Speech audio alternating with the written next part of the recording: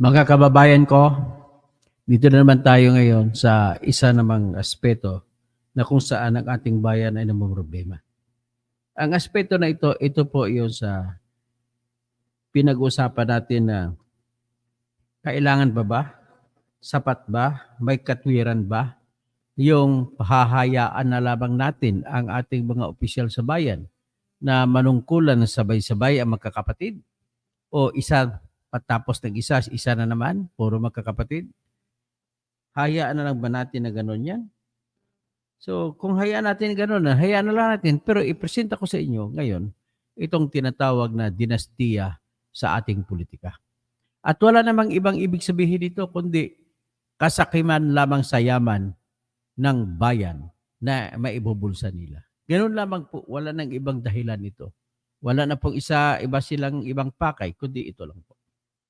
Sino-sino ngayon ang pinagtutukoy ko?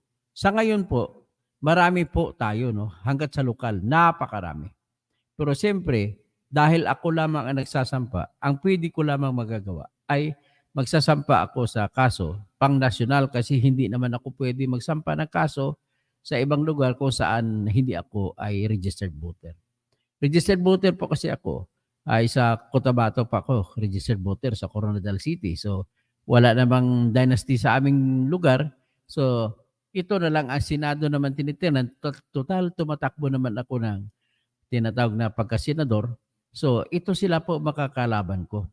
Sila po, ang makakalaban ko ay wala namang ibang tumpakay. Halata naman po na talagang kapangyarihan at pera maibubulsa. Una, si Erwin Tulfo, ang laki ng kinikita nito sa kanyang program-program. Tapos si Ben Tulfo, ganun din. Si Pia Cayetano, ganun din. Si Camille Villar, lalo na, bilyonarya ito. At ang asset nito tumatakbo sa 3 bilyong piso. So, ano pa ba ang kailangan ninyo? Nanakaw kayo ng lupa ng mga may lupa at gagawin subdivision at ibebenta pag payaman kayo ng payaman ng gusto? Si tatay mo yumaman ng yumaman nang siya naging Senate President. Si Villar, asawa niya, si nanay mo, si Cynthia Villar, si kapatid mo, Mark Villar. Kung wala kayo pong inaasam, kung serbisyo lang ang pangailangan ninyo, hindi nyo po kailangan magkaroon ng pwesto kasi marami kayong pera. Pwede pa kayo gumawa ng foundation na magpagawa kayo ng bahay para sa mga mahihirap. Pero ang ginagawa nyo, bahay na inyong binibenta sa mga mahirap, meron din kayo ginagawa, pero mahal pa rin. Kung ako kasi sa inyo, papagawa ko ng bahay na kung talagang sincero kayo, ay pwede nyo sabihin, patayo ka ng kondominium, napataas-mataas ang kondominium, at ang mga tao sa Metro Manila, doon nyo ilalagay. Pwede nyong paggamit sa kanila ng libre, paupahan ng libre. Gano'n lang po. Para pagkatapos naman, malilibre lamang kayo sa capital gains tax, pwede na kayo makakuha sa gobyerno na gano'n. Pero ang problema ninyo ay C5 at taga. Hindi ko makakalimutan C5 at taga. Nagpagawa pa yung tatay mo na si Manny Villar ng isang batas na para magkaroon ng kalsada dyan sa C5. Yun pala ang akusasyon noon sa kanya. Pinagawa niya yung C5 na yan. Kasi ang akusasyon sa kanya ay para siya yayaman, para ang pamilya Villar ay yayaman. So, ang tanong, totoo ba yun? Sagot, ngayon na napatunayan na totoo pala talaga yun. Ang unang katibayan ko bakit totoo na ngayon yan, nagpagawa kayo marami, binili ninyo ang MCX na tollway. So kung binili ninyo ang MCX na tollway, ay nakalatag yan, papunta yan, nakadugtong yun sa Daang Hari sa C5. Biro mo, sinimentuhan ng gobyerno ang C5. Tapos, ang mga lupa niyo, subdivision ninyo makikinabang. Di ba, Camille Villar? Pagkatapos sa MCX, magkaroon ng rotonda. Rotonda, gagamit kayo sa C5, magdadaan siya sa Daang Hari. Dudugtong yon, papunta hanggat sa kanal. Ang labas nun ay sa General Trias, sa kanto na, sa Kamachili Road. O di kaya, anong tawag doon? Arnaldo Highway ba yan? So anyway, klarong-klaro na pinursige ng tatay mo na ang tatay mo ay Senate President, siningit niya yung budget na para magkaroon ng kalsada, gastos ng Pilipinas, ang kalsada at pinatayo sa C5. Tig-2 lane bawat isa. So sino ngayon? Mayroon dyan lahat ng mga subdivision ni Villar nandun. Pati C5 sa iyo. Tapos ginawa na ninyo na Villar City. Kakahiya kayo. Kalsada ng Pilipinas, kalsada ng pamahalaan. Tapos yung kalsada na yun, gagawin ninyong Villar, sakop ng Villar City. Sobra talaga ang kapal ng mukha nyo talaga. Kapal ng kapal talaga. Ito naman si Binay, Abi Binay, ang kapal mo rin talaga mukha mo. Bakit ko nasabi na sobrang kapal? Although nagkaaway kayo ng iyong kapatid na si Nancy Binay, sobrang kapal mo talaga. Bakit? Hinayaan mo na sana si Nancy Binay ni kapatid mo na tumakbong mayor na walang kalaban.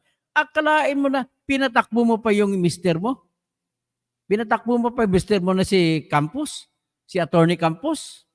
Ay nako, nakakahiya din talaga kayo kung saan kayo nagmana kayo, pareho kayo nagmana kay Jojo Binay. Si Jojo Binay ay inakusahan noon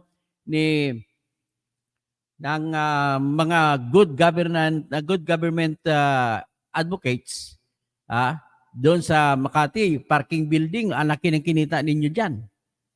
Tapos nakaligtas lang talaga ng nanay ninyo, may kaso rin sa plunder. Nakaligtas lang talaga. Mahina lang ang ebidensya. Ito naman si Pia Cayetano. Alam mo, ang mister, ang mga kapatid mo, si Alan Peter Cayetano, ay tawag sa kanya kaldero. Maraming kinita niya sa panahon ng siya speaker ng House of Representatives.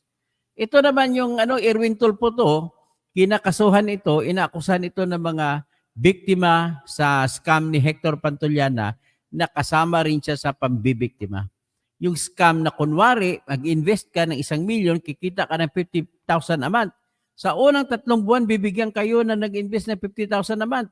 At ang akala mo, yung 1 million na binibigay mo ay nilagak talaga sa negosyo na pautang doon sa junket, sa mga kasino. Hindi naman pala, invento lang yun ni Hector Pantuliana. Kasama dyan si Erwin Tulfo. Natandaan ko, nung lumapit kay Raffy Tulfo, yung mga biktima na taga Baguio City na mga 20 million ang nawala sa kanila, in-entertain sila ni Raffy Tulfo. Pero nung nagsabi sila kay Raffy Tulfo na ang isa sa mga nambiktima na tinuturo ay si Erwin Tulfo, natigil na si Raffy Tulfo kay ganon sila kabastos din. Mga bastos talaga itong mga tao ito. Si Ben Tulfo, ganon din yan, kabastos. Alam mo kung si Percy Lapid tatanungin mo, puro mga bengtong tongpo ang tawag dito.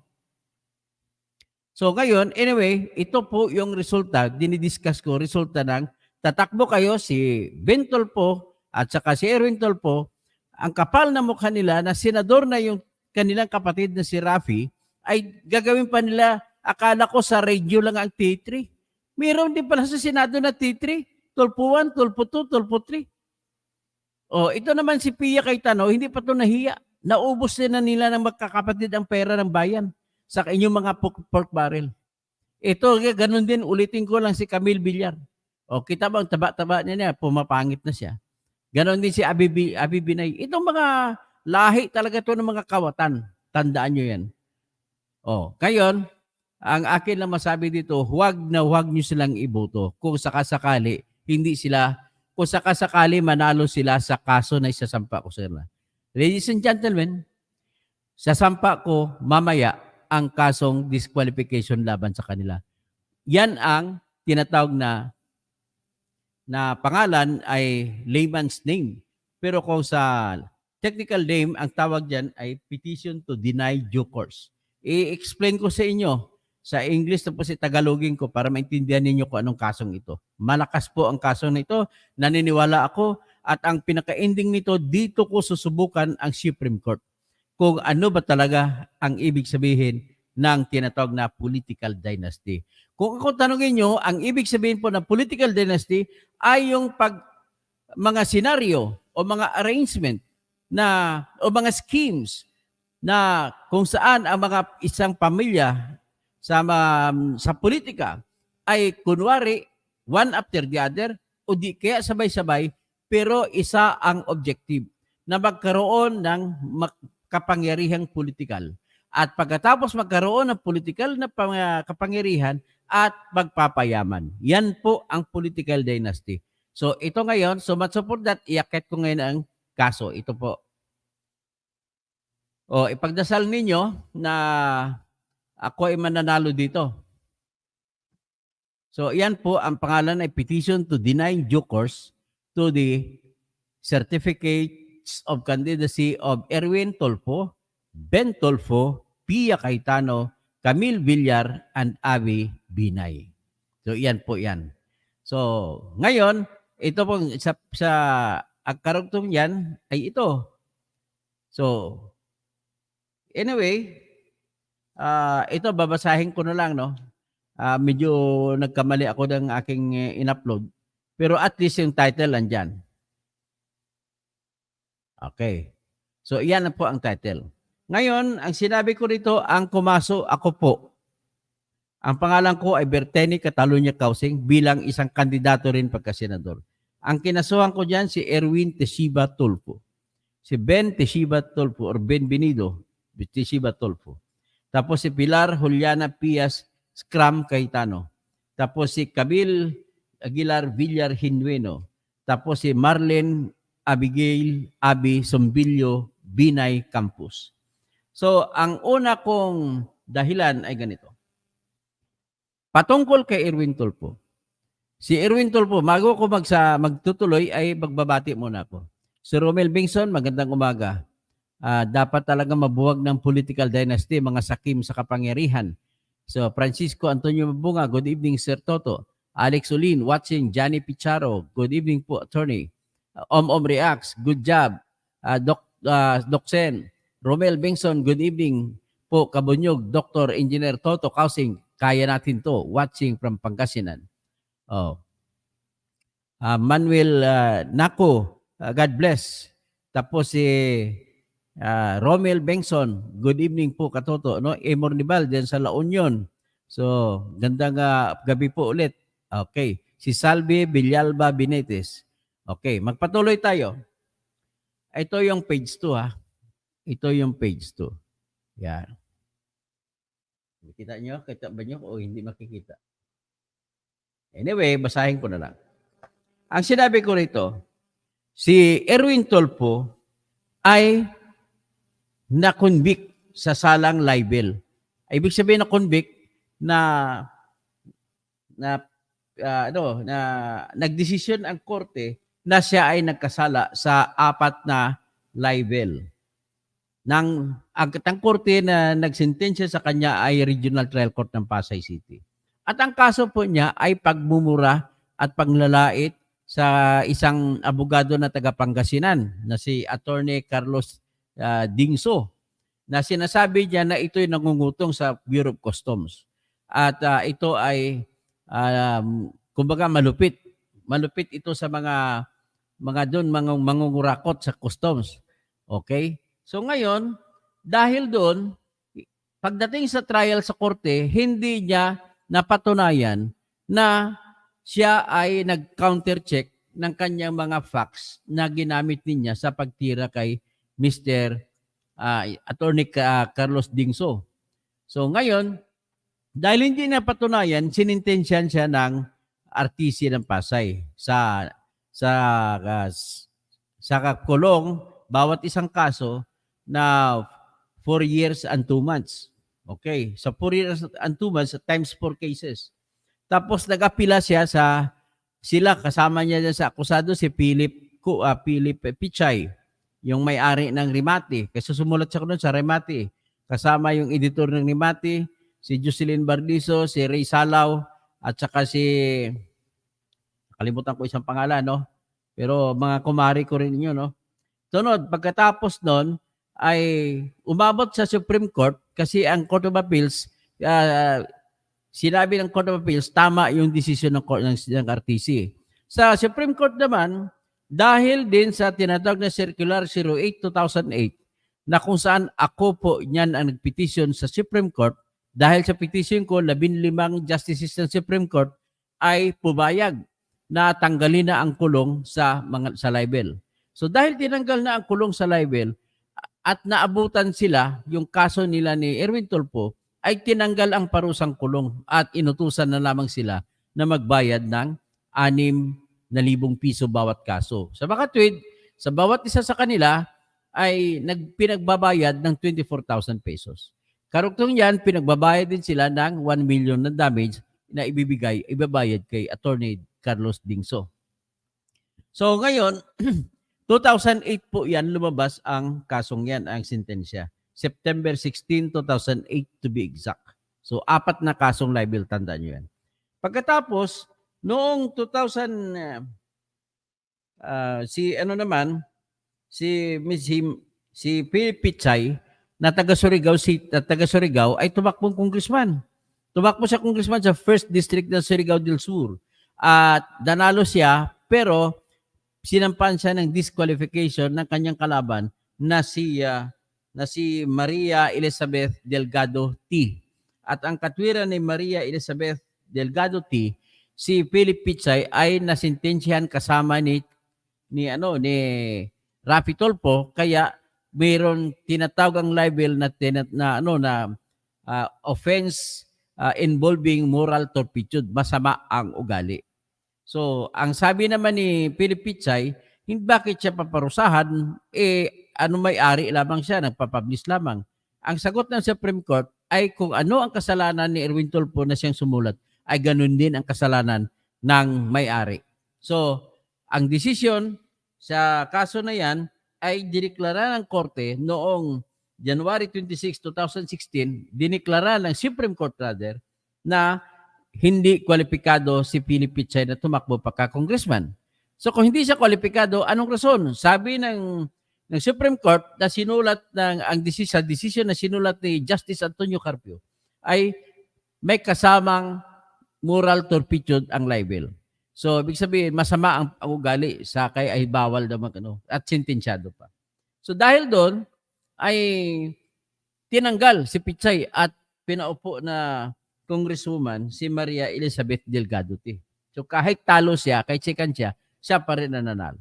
So ngayon, 4 na kaso yun. 2008 o 2011 ata naging final yung kasong yun. At sinasabi in fairness to Erwin Tulfo, aabutin po ng kada 5 taon mula nung matapos mo na maserbisyuhan ang parusa, ay 5 taon ay pwede ka nang, pagtapos ng 5 taon, pwede ka nang tumakbo ulit. So sa kasong ito, 4.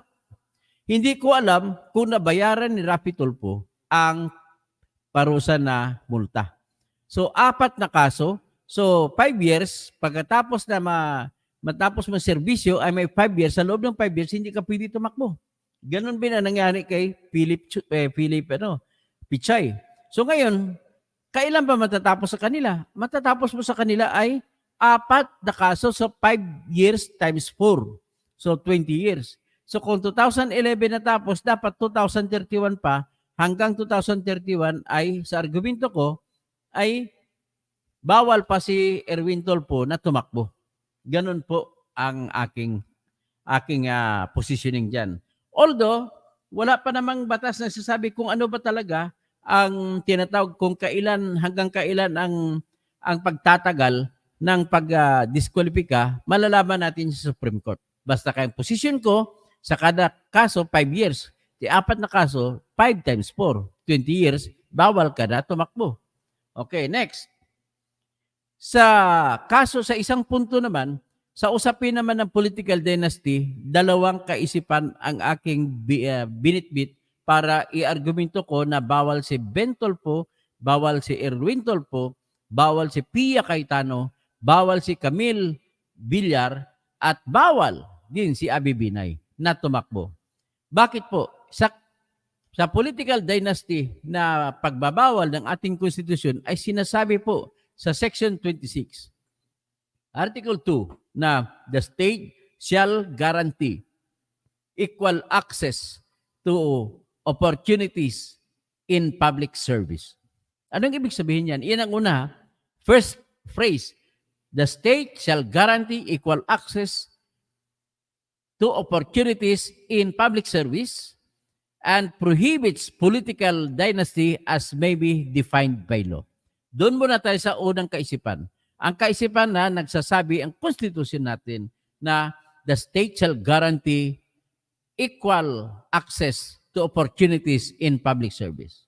Kaya lang, ang nangyari dito sa mga ito angat ko pa ha, ang nangyari dito kay Ramon Tulfo, kay Erwin Tulfo, kay Ben Tulfo, kay Pia Cayetano, kay Camille Villar, at saka kay Abby Binay, ang nangyari po sa kanila ay talagang kung sa Ilonggo pa, sungak-sungak, swapang. Kaya gusto nila, mananalo pa rin sila ng pagkasenador. So kung ang ninakaw ni Rapi Tulfo, kada taon, tinatanggap niya na sweldo, kasama yung allowance, kasama lahat, kada buwan ay 2 million. So maging times 3, 6 million ang tatanggapin ng lahat ng Tulfo. T3. Okay? So, ngayon, kung ibig sabihin, sa argumento ko rito, dapat patas ang laban, ang opportunity. Kung ang pag-usapan ay eleksyon, dapat patas din ang pagpapatupad ng eleksyon.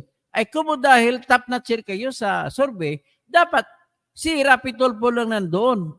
Kaya para patas, ibigay na naman sa ibang tao yung upuan ng 2 upuan ng Senado. Kasi sigurado kayo mananalo eh. At popular kayo, number 1 na number 2 pa kayo sa survey. At kung totoo ang survey. Pero mas malamang, matotoo yan. Next, ganon din kay Pia Cayetano. Ay gusto niya ring yumaman. Di ba? So ngayon, pag andyan na si Alan Peter Cayetano na kapatid mo na senador na, at bakit pa magdadalawang Cayetano pa sa Senado? Dapat pinagbigyan mo ng ibang tao na tumakbo para dyan sa sakwa na yan. Para akala nyo, kayo na lang magaling eh. Diba? Ganon din ang argumento ko kay Tulfo na dahil tumakbo kayo, natanggalan ng equal access ang ibang tao. Tapos ganon din si Camille Villar, ang senador ngayon sa Senado, na Villar din na kapatid niya na si Mark Villar. Second degree ang relasyon nila kasi kapatid niya. Tapos nanay niya, first degree. Kasi incumbent. So kung ganon, ang ibig sabihin, hinarangan na ni Camille Villar, hindi na magkakaroon ng chance ang ibang tao sa access, equal access para makapagserbisyo. Ganon din kay Abby Binay. Hindi na iba pwede makatakbo. Kasi posisyon ng ate mo yan, si Nancy. Tapos ikaw, hinarangan mo rin. Marami kayong pera at maging popular pa kayo. Di wala ng chance ang ibang tao. Wala na yung tinatawag na the state shall guarantee equal access to opportunities in public service. Ganon yan. Yan ang unang kaisipan ng batas na yan na nakalagay po sa constitutional law, sa Article 2 ng ating konstitusyon. So ano pong ibig sabihin yan? Isa lang pong ibig sabihin dito. Dapat po ay tanggalin kayo at ang batas pong ito na portion ng konstitusyon na ito ay klaro, hindi na kailangan magkaroon pa ng batas para masasabi natin kung ano ang ibig sabihin ng paghaharang para mawalan ang ibang tao ng tinatawag na opportunity, equal access. Kaya lang, sabi nga, ang ginagawa nyo ata eh. Sabi nyo, kayo naman more equal than others. Yan, ganun ang argumento nyo, more equal than others. Pero napakinggan ko ito si Erwin Tulfo at saka si Ben Tulfo na tinanong sila ng media nung sila nasampa. Sabi nila ay wala pa naman daw batas na nagbibigay ng kahulugan kung ano yung political dynasty. Pero pag oras na meron ay tatalima sila at sila ay magre-resign. Yan ang sinasabi. Ang problema, si Rapi Tulfo nakailang taon na siya, 2 taon, magtatatlong taon na siya sa Senado. Hindi man lang lamang siya nagsampa ng bill ng panukala na magkaroon na ng kaliwanagan kung anong ibig sabihin ng political dynasty. Bakit? Sinasadya nyo yan. Tapos gagamitin ng argumento, wala kasing batas eh. Paano magkakabatas? Kasi nandun kayo, nandun si Pia, nandun si Mark Villar, nandun si Nancy Villar, nandun si Nancy Binay. Bakit hindi sila gumawa ng batas para sabihin kung anong ibig sabihin ng political dynasty? Ang kapal na mukha ninyo, kapal na mukha ninyo. So ano ngayon ang gagawin natin? So ngayon, nais ko lang din idiin na sa tingin ko'y mananalo ako sa Supreme Court kapag dadalhin ko na ang tanong. Ang unang bahagi pa ng Section 26, Article 2 ng Constitution ay klaro, hindi na ba kailangan ng batas para maipatupad na nagsasabi, the state shall guarantee equal access to opportunities in public service? I submit, hindi na kailangan po ng batas. Napakaliwanag po ng batas na yan para magdududa pa tayo kung hindi natin alam. Next, sa pangalawang kaisipan, ang kasunod doon ng Section 26 ay, the state shall prohibit political dynasty as may be defined by law. O ito, sige, sabihin natin kung ano ang kahulugan, kung mayroon bang batas na nagsasabi kung anong political dynasty, sundin niyo. Ang problema lagi niyong dinidiin sa inyong sa speech ninyong dalawa, kayo, sa pagsampa ninyo ng COC sa COMELEC, ay tatalima daw kayo kung meron. Wala pa ng batas. Kaya, kayo ay tumatakbo. Ibig sabihin, napapahiwatig lang, kayo'y mapagsamantala. Sabi ng asin, ang magnanakaw ay taong mapagsamantala, magaling magkunwari, madaling makilala, balat kayong ginagamit, kahit hindi makilala, magnanakaw pa rin ang nakikita sa kanya. Kantahin natin ng konti. Pero ayon sa kasulatan, ayon sa mga nakaraan, ayon sa mga pangyayari noon at pangyayari ngayon, ang mga Pilipino raw ay may ugaling magnanakaw mula pa noong unang panahon hanggang sa kasalukuyan. Ito ba kaya'y totoo? Ito kaya'y nangyayari? Ito kaya'y nangyayari noon? Nangyayari din kaya ngayon? Ang magnanakaw ay mapagsamantala, madaling magkunwari, magaling makilala, balat kayong ginagamit kahit hindi sa pirata, magnanakaw pa rin ang nakikita sa kanya. Yan. Ganon kayo. Ito ay ginawa ng asin. Ang kantang yan noong 1970s pa, martial law. Hanggang ngayon, ganon pa rin ang kwento ng buhay ng mga politiko sa Pilipinas. At lalo pa nagpalala. Kasi natuto na sila magsabatas ng mga ayuda. Na kung masabatas ng ayuda at bigay kayo ng bigay, ito na po ang panahon na hindi mo na matanggal-tanggal. Kung sino nakaupo, mahirap nang tatalunin. Ganoon lamang po ang nangyayari dito. So, Marlon Aparici, tama ba yan? Diyan sa inyo, si Mayor Anarna, abogado pa naman, nakakahiya. Alan Mindanya, finally, may makakita ka ng liwanag. Ngayon, sinasabi ko, may batas ba? Tanong. Sagot ko, meron pong batas. Ano naman ang batas na yun? Yan po sa aking talumpati, sinabi ko na meron ng batas. Ang nakakahiya pa, ang umuna pa nito nagsagawa ng batas ay mga kapatid nating mga Moro doon sa BARM. Sa Bangsamoro, nagpalabas sila noong September 2023 ng batas. Ang tawagin ay BARM Electoral Code. Bangsamoro Electoral Code. Doon sa Bangsamoro Electoral Code, nakasaad, bawal tumakbo ng sabay-sabay ang magkakapatid. Bawal magtatakbo na sabay-sabay ang magtatay at magnanay. Bawal tumakbo na sabay-sabay ang lulo at apo. Ganon po yun. Bakit hindi natin sundin yun? Batas din yun eh. Kung susuriin mo yung Section 26, ganito ang eksaktong salita sa English. Section 26, Article 2 of the 1987 Constitution, it says, the state shall guarantee equal access to opportunities in public service and prohibit political dynasty as may be defined by law.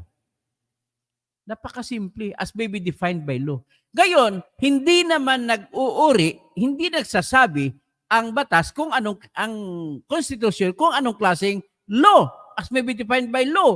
So pwede yung batas ng Bangsamoro gagamitin natin. At may isa pang batas. Ang batas na Sangguniang Kabataan Reform Act of 2015. Nagsasabi rin doon, bawal tumakbo ang mga kabataan sa pwestong kagawad o chairman ng ISKE kung mayroon siyang kamag-anak na kapatid niya o ng tito niya, tawag niya tatay niya, nanay niya, ulula niya na nakapwesto sa nasyonal na nahalal. Halimbawa, senador. At bawal din kung mayroon siyang kamag-anak na ganon kung may nakapwesto na halal din sa bayan sa regional. Ang regional, kagaya ng BARM, Bangsamoro. At kung may nahalal din na pwesto sa pwesto ng tinatawag na provincial, gobernador, vice governor, bukal, o sa probinsya o sa lalawigan o sa bayan o di kaya sa lungsod, mayor, vice mayor, at konsyal o di kaya sa barangay mismo, nakagawad o kapitan. So pwede natin gamitin ang batas na yan kasi hindi naman naglilimita ang Section 26, Article 2 na batas lamang para doon ang gagamitin. Sinasabi as may be defined by law. Pag sinabi mo as may be defined by law, iyon lamang kahit anong batas na meron tayo ay pwede nang gamitin. Pansamantala, habang wala pa yung eksaktong batas na gusto mo. Okay? Siguro sa palagay ko, naintindihan na ninyo kung ano ang takbo ng petisyon ko. Sa palagay ko naman, ay matutuwa kayo at sa palagay ko naman po, papanigan ako ng Supreme Court dito. Ini-expect ko po, pag sinapa ko ito, ay ibabasura ito ng Court of Appeals. Pero yung pagbabasura ng Court of Appeals ay magbibigay sa akin ng karapatan. At siyempre, karapatan at moral authority na aakyat ako sa Supreme Court para hingiin ko sa Supreme Court na i-interpret ng Supreme Court kasi ang Supreme Court may power to interpret. At hindi pwedeng umayaw ang Supreme Court dahil walang batas. Kasi nakasaad na po sa Civil Code of the Philippines, hindi pwede na hindi magdesisyon ang Supreme Court dahil lamang na walang batas. Okay? So, with that, tatawag na lang ako. Magandang umaga sa lahat. Si Paz Guerrero, Gogo Engineer Toto, God be with you.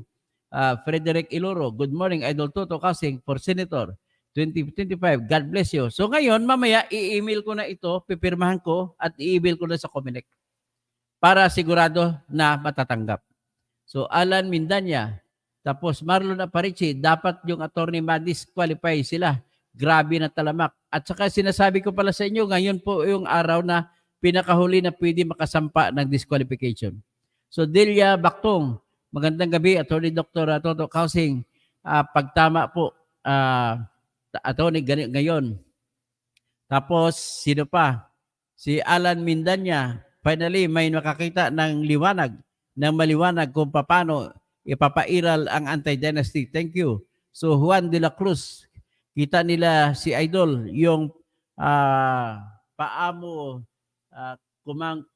kumamkam ng pera sa PCSO, trupa-trupa, yun. Tapos Alan L. Mindanya, ngayon nga, nakatanggap na ng pera si Rapitol po kasi mula sa PCSO, tumigil na silang investigasyon sa PCSO. Kahit na alam naman natin na naputosyap yung huling panalo, hindi naman totoong nanalo. Pinalabas nila na nanalo. So, Pres Perez, welcome back po. Sir Rosales, Cabanse, wala akong iboboto sa mga yan. Michael S. Miguel, yan ang ganid sa kapangyarihan at salapi. Itong mga pamilyang ito, Sakura 35, watch replay na lang po. Good night and God bless you. Salamat po. Danilo Rapisura, good morning, Engineer Toto. Tama po kayo. Mga sakim sa kapangyarihan at kayamanan, itong mga taong ito. Sakura 35, Jerica Lonstedt, good morning. Jelly Robles, good evening po. Michael S. Miguel. So Wilhelmina Adonay Crutan, mag-ingat po kayo. Manuel Naco, Romel Bengson, Francisco Antonio Mabunga. So yan lang po lamang ang ating programa sa ngayon. May humahabol pa. Ang humahabol si Joseph Malayaw, hello, at Senator Marlon Aparici, Jerry Nisperos, Candida Selva Espele, Dilia Baktong, Paz Guerrero. Tapos ay siguro para naman i-play ko ng pasensyano, pagbigyan niyo ako, ipi-play ko sa ngayon yung aking speech doon sa ano sa nung nagsampa ako ng Certificate of Candidacy. Pakinggan niyo po at paki-share po. At ito'y aking ipatugtugin sa ngayon at para naman marinig ninyo ko ano ang adhikain namin. Okay? So, ito po ang ating hadikain.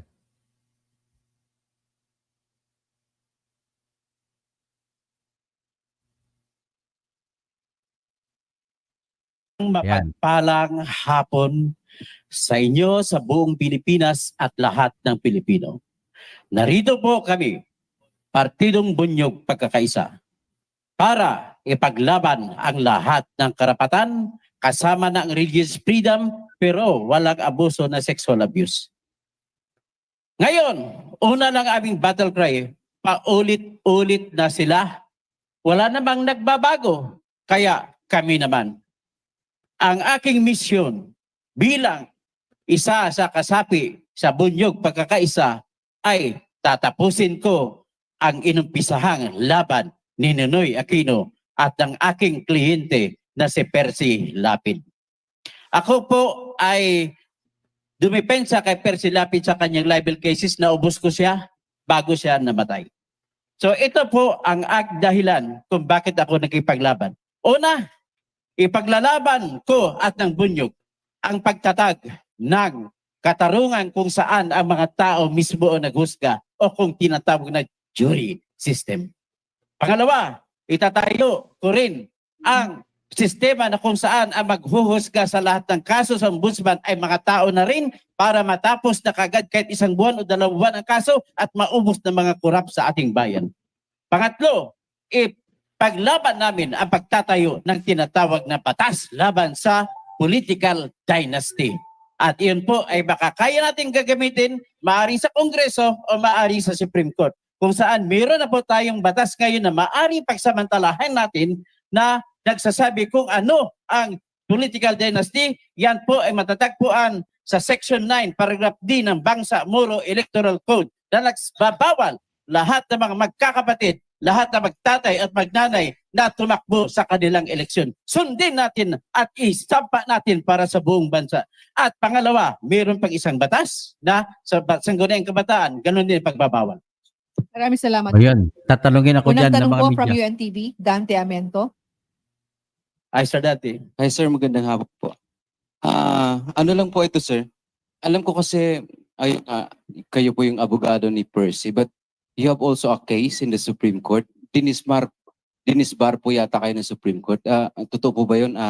May update po ba doon sir? Yes, that is true, and I take that as my badge or medal of valor, because I fought against corruption and that fight resulted in the disbarment.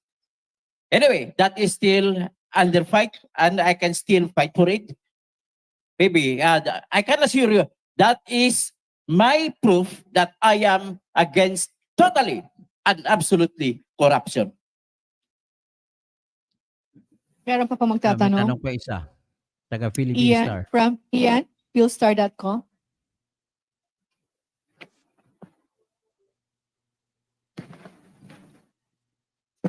Hello, sir. Hello po. Concerning yung disbarment po, will you plan to appeal your disbarment to the Supreme Court? Of Or- course, of course. And if need be, then I will go to the United Nations Commission on Human Rights. Because in that case, I am a victim of crime against humanity. Follow up po. You were a petitioner sa recent case, Kausing versus People, which the Supreme Court brought back the prescription to 1 year sa Yes. libel. Will you advocate for, well, and then you expressed sa pag-support po kay Maria Ressa in your previous Facebook Yes, yes. post. Will you advocate for the decriminalization legalization of libel in the Since future? the beginning, when I was the legal consultant of National Press Club, we have been advocating for decriminalization of libel, because you can notice that almost all convictees in libel are professionals in media or journalism. And this is considered as hazards of the profession. And the only way to fight corruption, another way to fight corruption, is to make the freedom of expression free. Absolutely. So, yan lang po, no, ang tanong dyan. So, babalik ako. So, ngayon, ang babalik ko lang dito is, ito, i-add ko sa stage para matandaan ninyo. Tatawagin ko lang Dodong Castro, tama po, tuloy po na po. Joy Para, good morning po, I will vote Attorney Tupor. Ikampanya niyo po ako sa lahat niyo kamag-anak po. Yan ang po ang ating susi para manalo tayo. At kamag-anak niyo rin, magampanya rin po sa akin. Marlon Aparisi, dapat ma-disqualify sila, mga sugapa sa yaman. Joseph Malayaw, hello Dr. Senator watching from America, pero uwi ako sa February para makaboto sa iyo. Salamat po. Marlon Aparisi, pinagmamalaki ni Erwin ang kanyang manugang na attorney. Okay, bahala na kung sino manugang niya. Jerry Nisperos, Laban, Engineer Toto, Candido Silva Espineli Jr., yan ang dapat na maalis sa dito sa ating bayan, yung dynasty sa atin. Dilia Baktong, magandang gabi, Attorney Dr. Toto Kausing para pagtama po, Attorney Ayon. Kapas Guerrero Gogo, Toto, God be with you, God be with us. Frederick Iloro, good morning, Idol Toto Kausing for Senator 2025, God bless. Barlo na Parichi, bubuto si Ben Tolpo, hindi marunong sumagot nung tinatanong siya, ang alam lang niya, ayuda, bukas nga. O nga, ano bang pabahala ng gusto niyo? Ayuda, mamigay sa mahirap. Ay nako, bigyan niyo ng isda ang mahirap. Kakain siya sa isang araw lamang. Pag tinuruan mo siya kung paano mangisda, kakain siya sa habang buhay. Alan Mindanya, dapat yan ang inyong hanapin. Paano kayo gumawa ng batas na magkaroon ng lahat ay may patas na labanan sa korte, patas na labanan sa negosyo, patas na labanan sa trabaho, at lahat ay wala tayo may tinatawag na mga adik. Dapat ganoon ang mga batas na ginagawa ninyo. At magkaroon tayo ng matiwasay na buhay, at lahat ay magkakaroon ng pantay-pantay na pagkakataon para naman sumubok sa labanan ng buhay. Juan de la Cruz, kita nila si Idol kung paano kumakam ng pera sa PCSO. O nga, tropa-tropa. Alan Mindanya, Sir Rosales Cabanse, Michael S. Miguel. So, sino pang iba? Tatawagin ko. Si Antonio Bensuceso, mabuhay. Si Oscar Minor, more power po. Romel Bengson, Marlon Aparici, attorney dito sa Carmona. Kung pwede kang pumirma, Marlon, pwede kitang gawan, bigyan mo ako ng i-message mo ako. Kung pwede kang pumirma, kung butante ka dyan sa Carmona, pwede akong gagawa ng petisyon para sa iyo. At pirmahan mo at isumiti mo dyan sa Comelec office sa Carmona. Okay? Yan ang matutulog ko. Kung sino pang iba na nakakilala ko saan sa inyong mga lugar ng botohan at mayroong mga tatay, nanay, ay bigyan niyo ko ng listahan pa at gagawa po ako ng petition pa disqualify natin. Sa Davao City, kung sino ang gustong kumaso kay Duterte at saka kay Basti, kasi mayor si Duterte, vice si Basti, kakason natin sila political dynasty. Pa-disqualify natin. So, Brogel PGBI, kung kaya po na ipa-disqualify, kakayanin natin kayo ngayong araw lang last day ha. Kaya pakisabi, pwede nyo kayo mag-email sa akin at gagawa ako ng template o blank lang para ilagay nyo para kayo makakaso. Okay? Si Joy Para, si Dodong Castro, magandang umaga po sa lahat. Sino pa mag-iba? Si Bobby De Castro, Shirley Geiser. Dapat po talaga pagbawal. So hanggang dyan na muna tayo ngayon at magandang umaga. Erwin Tolpo, Ben Tolpo, Pia Cayetano, Camille Villar, at Abby Binay. Wag na kayo, mag-withdraw na kayo ang swapang ninyo sa pera. Gahaman.